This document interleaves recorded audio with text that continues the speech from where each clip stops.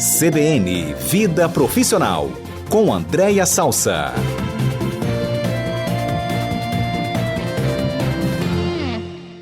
Boa tarde, Andréia. Boa tarde, Mário. A gente vai conseguir, com certeza. Boa tarde a todo mundo e aos nossos ouvintes. Já conseguimos. Não sei se você chegou a ouvir a introdução que eu fiz aqui antes de chamá-la. Não ouvi. Eu me referi aos casos de entrevistadores, comentaristas que foram afastados. Foi recentemente após defender a existência do Partido Nazista ou fazerem saudações que para muitos foram consideradas a saudação nazista. A gente ouviu semana passada o professor Felício Molinari, que é doutor em filosofia, e ele falou muito sobre isso aqui. A democracia deve tolerar os intolerantes? Na avaliação dele, não. Senão a democracia mesmo deixaria de existir. E ele explicou sobre o nazismo, enfim. Mas você tem um outro olhar, você tem um olhar corporativo. A Andréia, como eu disse, é mentora de líderes, consultora de pessoas e gestão. E como é que você vê a atitude das empresas? Porque a reação foi imediata. Essas pessoas foram afastadas, não é, Andréia? Quer dizer, o que a gente posta na rede social, a maneira como nos manifestamos, qual é o limite entre a autonomia do funcionário e até que ponto ele está comprometendo a imagem da empresa? Sem dúvida, né? E até que ponto a gente tem que ter cuidado para não relativizar algumas coisas que não têm espaço para serem relativizadas. Mas antes de fazer esse comentário, Mário, eu preciso compartilhar com você e com os colegas e com os ouvintes uma notícia muito boa, inclusive para divulgar uma boa prática, né, que tem a ver com o nosso quadro aqui, Vida Profissional.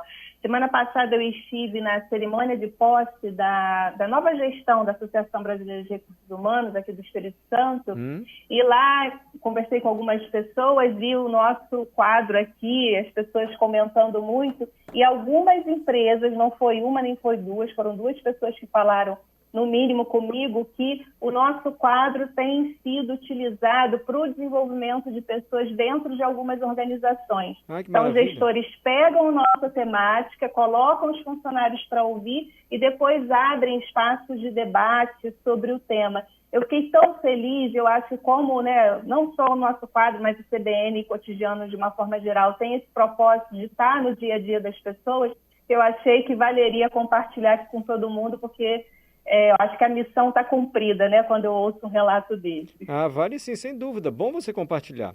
Eu até sugiro que eles retirem as partes das perguntas que eu faço, que são muito ingênuas, deixem só o comentário da Andréia. Vai ser mais... Imagina. Vai performar melhor esse encontro, esse desenvolvimento. Mas que bom, Andréia. Sinal que os temas de fato são relevantes e você traz sempre pontuações assim interessantes e atuais para a gente. A gente sempre percebe que você está sempre buscando informações atuais, buscando novos autores e os tradicionais também, por que não? E fazer esse factual, né, com esse tema que você trouxe, que embora naturalmente a gente está falando de algo muito radical, porque você imagina né, um fomento à lógica nazista. Não é possível, é até quase que inacreditável a gente ver uma coisa dessas. Mas isso é porque ganhou muita repercussão, teve uma reação imediata da empresa, não só, né, talvez por não concordar, espero eu, acredito eu, mas também porque os próprios investidores e o mercado publicitário que associava a sua imagem àquele produto e àquelas emissoras se retiraram. E aí tem uma lógica muito interessante do mercado, né, que é a famosa mexeu no bolso, todo mundo se mexe junto. Mas aqui eu acho que a nossa discussão é para além do mexer no bolso, né? O quanto a gente, dentro das organizações, mesmo quando não tem essa visibilidade tão pública, o quanto a gente tem corroborado e o quanto a gente tem sido ágil para tomar decisões que precisam tomar, porque de verdade podem colocar a imagem da nossa organização e a saúde dos negócios em risco, dependendo do posicionamento antiético. E aí, quando a gente fala de situação antiética, né, é natural que as pessoas perguntem assim, mas isso é volátil, né? O que é uma situação antiética? E isso, Mário, conversa muito com cultura, né? Então, uma postura antiética é um contrário, quando alguém tem uma atitude que vai contra os valores morais que regem ou uma sociedade, ou um grupo, ou uma pessoa, e uma instituição, uma organização, que tem ali uma cultura. Então, quando alguém toma uma atitude, tem uma fala, né, tem um gestual que vai contra uma determinados valores morais, ela está tendo uma postura antiética. E aqui no nosso espaço, né, como a gente fala muito da vida profissional, não tem como não associar essa temática com cultura organizacional, porque isso tem a ver com valores, com pressupostos básicos, inclusive falando de autores, eu realmente sempre gosto de trazer, porque é uma oportunidade para o ouvinte que queira se aprofundar, ter pelo menos ali uma referência de para onde ir. Tem uma autora que é muito respeitada nessa temática de cultura organizacional, que é a Maria Tereza Leme Fleury. Ela é muito conhecida por esse sobrenome Fleury, e a principal obra dela é A Cultura e o Poder nas Organizações. E ela diz, Mari, e a gente pode perceber, é bom para o nosso ouvinte entender de forma clara, a cultura, ela basicamente se manifesta sobre 2 níveis, né? O nível que ela chama de artefato visível, que é aquilo que a gente enxerga a olho nu, como as pessoas se vestem, como as pessoas falam, como que é a estrutura de arquitetura do local, é um lugar mais colorido, é um lugar mais conservador, é um lugar limpo, é um lugar sujo, é um lugar organizado, é um lugar desorganizado. Isso tudo conversa com a cultura organizacional e a cultura daquela empresa. Mas isso é no campo, vamos dizer, não chega nem a ser superficialidade, porque isso diz muito, né? Mas isso é no campo da percepção imediata. Agora, tem um outro nível, que é um nível mais profundo, que é o nível dos valores e pressupostos básicos, que é quais são os valores que permeiam essa organização. E por que eu estou dizendo isso, Mário? Porque tem organizações que têm valores tão fortes, tão sólidos, que um colaborador, a gente não precisa dizer o óbvio para ele, porque ele entende que naquela cultura não cabe. E aí vamos trazer para um lugar um pouquinho mais comum, né? Porque, felizmente, eu acho que a gente não tem tantas pessoas defendendo o nazismo por aí, mas vamos para um lugar mais comum, que também é algo antiético e delicado nesse sentido de valores. Numa organização em que as pessoas se sentem muito à vontade, numa reunião entre amigos, entre colegas, de fazer, por exemplo, uma piadinha homofóbica. Se é um grupo de colaboradores que se sentem muito à vontade de fazer uma piadinha, aquela coisa da brincadeira, se é uma brincadeira racista, ou que faz uma piadinha sobre uma característica física, ou de fala, ou de aparência de um colega de trabalho. Se eu me sinto, né, como colaborador, muito à vontade para fazer essa brincadeira, muito entre aspas, isto diz sobre a cultura organizacional desta empresa. E aí é muito importante que, sobretudo, e de novo a gente vai falar aqui sobre a importância do líder, né, Mário? Que o líder tenha clareza que na hora que ele inibe, que ele tem uma política de consequência para algumas atitudes antiéticas, é um exemplo que eu estou dando, que fica, acho que mais palpável é esse, ele está construindo, ajudando a construir esta cultura organizacional, e para quem entra nela, já fica muito evidente que naquela organização eu nem ouso fazer uma piadinha homofóbica, racista, capacitista, enfim, que seja, porque não cabe espaço dentro dessa organização. Então, esse é um tema muito relevante e que tem uma conexão, embora, né, esse factual aí seja muito grave, mas ele tem permeado dentro de determinados ambientes e a gente precisa entender que isso diz sobre valores e pressupostos básicos das empresas, né? Agora, valores, pressupostos e propósito da empresa, onde ela quer chegar, por que ela existe, por que trabalhamos nessa empresa, você já disse isso aqui uma vez, se eu não me engano. Isso tem que ser dito e repetido o tempo inteiro. Assim, cabe ao gestor também, frequentemente, reforçar com sua equipe quais são os valores, ou isso já é meio que intrínseco, todo mundo percebe, enfim? Não, é fundamental, Mário, mas é importante que esse propósito, essa visão, missão, valores, né, que as empresas gostam muito de construir, elas saem do campo da narrativa e do quadro na parede, né? Sim. E vá na atitude objetiva concreta do dia a dia profissional. Porque se eu estou numa organização, por exemplo, que se diz diversa, né, que contribui com a diversidade, e eu olho para... Inclusive, tem várias notícias, né, também, de empresas que tinham isso na narrativa, e quando tira uma foto do, por exemplo, programa de trainee da empresa, e ela levanta uma bandeira de diversidade, e são só homens brancos, e que sai héteros. Então, isso é uma contrapartida que se choca, né, entre eu posso ter um propósito super bonito, ensaiar que todo mundo repita aquele propósito, mas no dia a dia dos corredores, onde a vida acontece, né, onde a vida real acontece, eu não transformo isso em algo concreto, objetivo,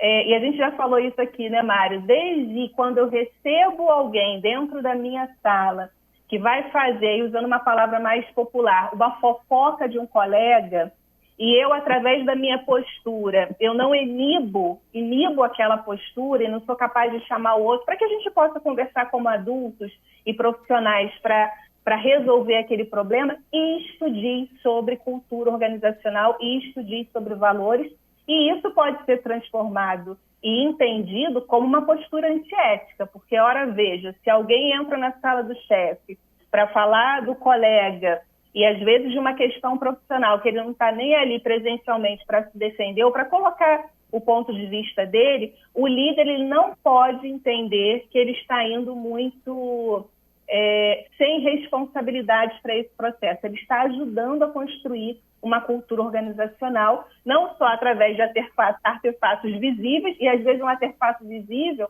pode ser o quadro lindo do propósito na parede, mas quando eu vou para um nível mais profundo, que são valores e pressupostos básicos, esses valores e pressupostos básicos entram em contradição com um possível artefato visível. Perfeito. Então, sim, mas é preciso ter coerência, né, entre o que eu falo, divulgo e o que eu faço. Perfeito. Só mais um comentário até bem pragmático. Quando houve esses comentários, imediatamente foi muito rápida a reação das empresas em afastar os profissionais. Você já falou sobre isso aqui quando a gente falou de gestão de crise. Inclusive, quem quiser ouvir, é só entrar no nosso site, que tem lá todos os comentários da Andréia. Ela deu uma aula aqui para a gente sobre como agir, como é que as lideranças devem agir quando surge uma crise. Eu só queria tocar nesse ponto, André, porque a reação foi muito rápida das empresas em afastar. E essa é a recomendação mesmo, né? Que está no manual, porque gera uma crise, evidentemente, para a marca ali, para a empresa. Grave. E tem que ser rápida a ação, né? Não pode demorar muito, né? Sem dúvida. Até porque eu posso não ter todas as respostas, porque você imagina o quanto é delicado, né? Tem que checar se realmente falou, se foi isso que falou mesmo, se o gesto fazia sentido ou não fazia, mas eu não posso deixar, num tema tão grave quanto esse, o meu público, aquele que move o meu negócio, seja a opinião pública, sejam as redes, seja os consumidores de YouTube, ou seja o mercado publicitário, sem uma resposta, sem um posicionamento. Então, nem que seja, o primeiro posicionamento nós somos absolutamente contrários a qualquer perspectiva nazista ou qualquer coisa que tenha relação com essa temática. Já é uma resposta que acalma um pouco os ânimos. E, na sequência, né, ali a decisão de uma demissão, uma decisão de uma retratação pública ou de um vídeo coletivo para tirar dúvidas, enfim. Mas o fato o bom é que a gente evite chegar neste lugar, porque por mais que você tenha uma habilidade de gerenciar bem a crise, acho até que as pessoas envolvidas tiveram essa habilidade, mas deixou marcas, né? É inevitável que tenha deixado marcas. Pode ser que algum anunciante, que pode ter 1000 opções, ele não vai querer arriscar se conectar e conectar a sua imagem de novo, por mais que tenha se atuado de forma muito rápida. Então, o ideal é que a gente invista na nossa cultura organizacional, que tenha, entre no campo da consciência, que o que a gente fala, o que a gente faz, e que às vezes aquela risadinha na reunião, de uma piadinha que não cabe, né, numa empresa, por exemplo, que tem uma bandeira de diversidade, e lembrando, né, Mário, que agora tudo se filma e tudo se grava. E aqui o meu objetivo não é colocar terrorismo, mas é um dado de realidade. Né? Eu não sei se, por exemplo, essas imagens, né, que geraram essa repercussão, se não tivessem existido, se a gente ia estar falando sobre isso aqui agora, provavelmente não. Então, é importante que gestores, donos de empresa, líderes tenham consciência de que isso cada vez mais, e aí olhando, de novo, voltando à temática do mercado consumidor, que a gente vai bater lá na produtividade das empresas.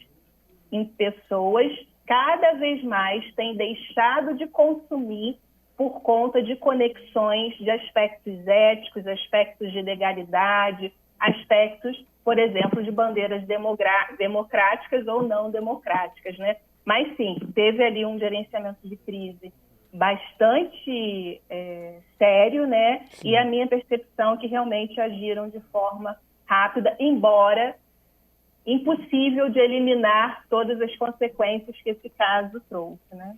Andréia, muito obrigado. Até a próxima segunda-feira. Até, Mário. Um abraço a todos. Fiquei feliz com o que você compartilhou com a gente, do que você ouviu lá na posse da Associação Brasileira de Recursos Humanos. Obrigado, Andréia. Até a próxima segunda. Fiquei muito feliz. Hoje a gente está perguntando sobre feijão. Daqui a pouco a nutricionista Roberta Larica vai explicar essa pesquisa que mostra que você comer menos carne e mais feijão pode aumentar a sua longevidade. Eu adoro feijão, mas sinto muito desconforto intestinal. Já experimentei colocar de molho um dia antes, mas para mim não funciona. Ana, está em Jardim Camburi, mandou essa mensagem. Eu vou perguntar para a doutora Roberta daqui a pouquinho o que pode estar acontecendo e se ela pode ajudá-la. Germano Borges, o melhor feijão é o feijão tropeiro. Eita! Com churrasco.